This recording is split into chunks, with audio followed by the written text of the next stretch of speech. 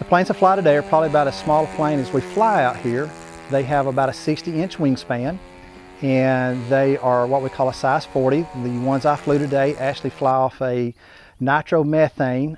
It is a cylinder engine, just like a two-stroke engine basically. And the ones I flew today actually have overhead valves, and it makes it run really nice and smooth, and you can count on them. We are going to fuel the plane. Holds about anywhere from 8 to 12 ounces of fuel. It is a mixture of nitromethane. And we're going to check the battery pack to ensure that we have enough electricity. If the engine's not running, you still have control, you just don't have any power. But if you lose your electronics, then you have no control whatsoever. Then you're in trouble.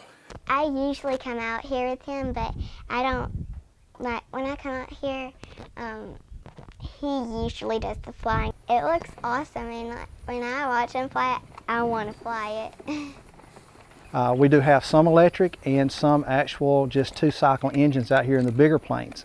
Like I said, mine starts with about a 60-inch wingspan, and I think probably the largest one is about 110, 120-inch wingspan that comes out and flies with actual two-cylinder engines. And they are a feat to see. What I've got to do now is connect the glow driver. These engines run basically like a diesel engine. It has a glow plug in it. All right, we turn the radio on, turn the plane on. We verify that everything works correctly. And we are ready to start. Ooh, almost cranked by itself. That's why you use these.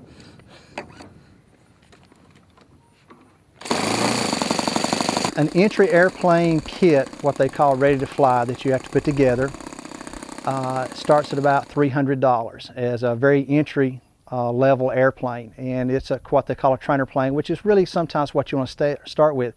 But if you really know you want to do it, if you'll spend just a little extra money up front, you can save a lot of money on your second plane because you don't have to change over. If you'll buy your first nice radio, and when I say nice, just a decent radio and stuff like that, and probably for about $500, you can start real nice and then progress from there, and your second plane is not near as expensive. And I've had a couple of crashes, and basically all your insides, which is the most expensive part, the engine, the servos, and the receiver, all that generally survives your crash, and you're able to reuse that in a new plane. And the actual plane itself is very reasonable, anywhere from $100 to $200 most of the time. It's as much fun building them as it is flying them. And the planes I fly are what they call almost ready to fly, which still takes about 15 hours to put together and assemble and get ready to fly. It's like really fun to put the stickers on there and decorate it your own way. And I think it's fun to choose the person that's going to be the pilot also. Well, it has a Barbie in there. My dad said that I could get to choose who would be the pilot.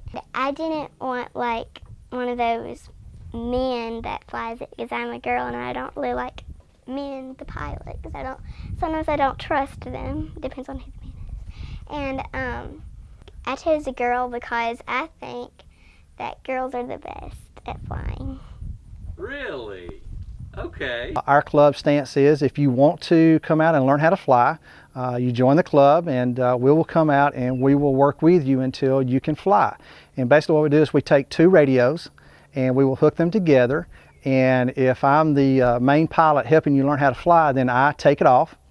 I control the plane until we get it up, and then I give you control by flipping a switch and let you fly it, and if you get out of control, then I take back over and we carry it back up or get it back up to an altitude that we can manage it in case you get in trouble. And we do that until you can actually land the plane and take it off by yourself. And that's no charge. That's just because we want you to come out and enjoy it and have a good time and learn how to fly. And it would be very expensive if you don't try it that way. We've had some try that, and it doesn't work very well. My dad's going to help me fly my airplane with his hooked up to mine. When we start to fly, remember, leave that's your throttle, leave it right in the middle. This is what you want to fly with. Which way's up? Down, left, right. Very good. So when we get up, you hand me this cord and I'll hook it to mine, okay? That'll put us connected, all right? Okay. You ready? Yes. Okay, here we go.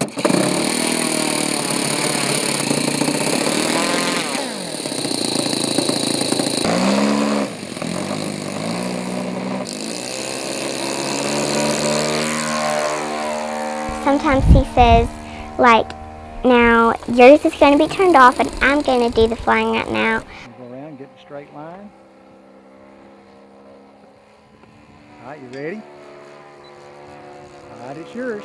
All right, barely turn left. If I lost control, he would fly the first one. Oh, you're still pulling up. All right. I'm horrible. No, you're not. All right, I've got it. All right, we're going to turn around. It's going to be your turn again. You got your left turn in. Good job. All right, we're going to come back around. I'm going to let you fly one more time. All right, it's yours.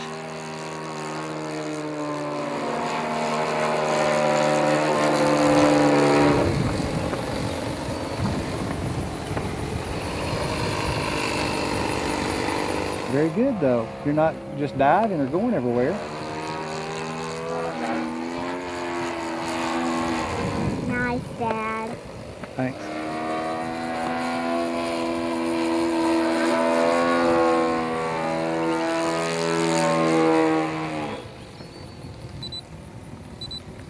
All right, that means we're coming in.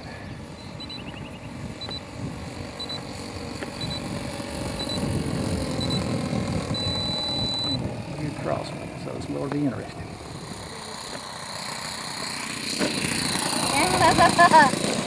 I went hop in, didn't I, baby? Yeah.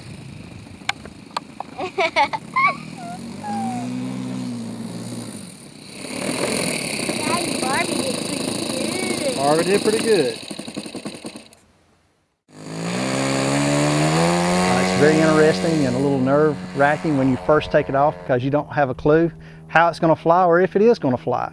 And so I like that just as much fun from that, and it's a thrill to be able to actually take the plane off, keep it in control, make it do what you want it to do, and then actually land it again without damaging it. And it's also a lot of good people to come out, and it's a good relaxing afternoon except for when you're flying. Club has probably been around 25, 30 years from my understanding. I joined about 6 years ago, and there right now is between 30 and 40 members, and it averages around that most of the time.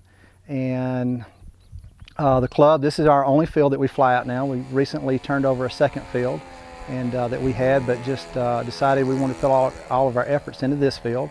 We recently, about 3 years ago, put grass down and seeded the, and actually put sod down. And it has been really good, and it's a lot easier on the airplanes. I like it a lot.